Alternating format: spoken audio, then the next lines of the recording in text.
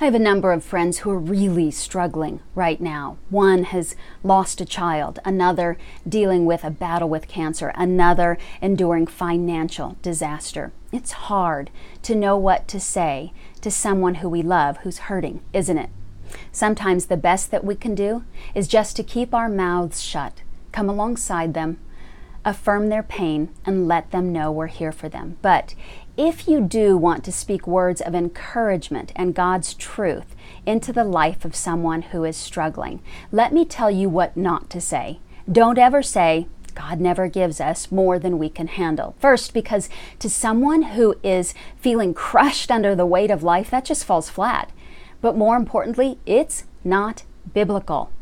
God does give us more than we can handle, but not more than He can handle. And anyone who says God never gives us more than we can handle has misunderstood the scripture.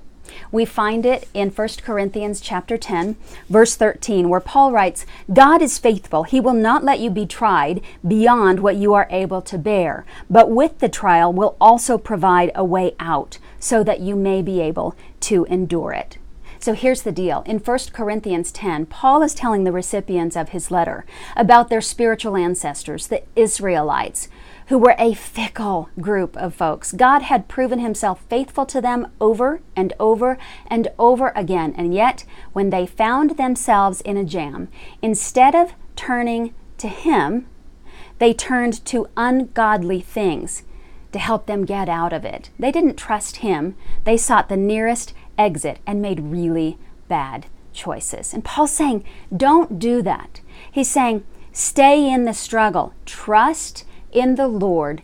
He will help you get through it, to endure it. And in that moment, you will be strengthened and He will be glorified. Let me ask you something.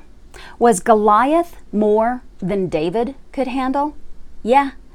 Standing nearly 10 feet tall and wearing armor that weighed almost 125 pounds, yes, Goliath was more than little David could handle. But how did David come to that struggle? He said this to Goliath, "You come to me with a sword, a spear, and a javelin, but I come to you in the name of the Lord of hosts, the God of the armies of Israel, whom you have taunted. This day the Lord will deliver you up into my hands, and I will strike you down and remove your head from you."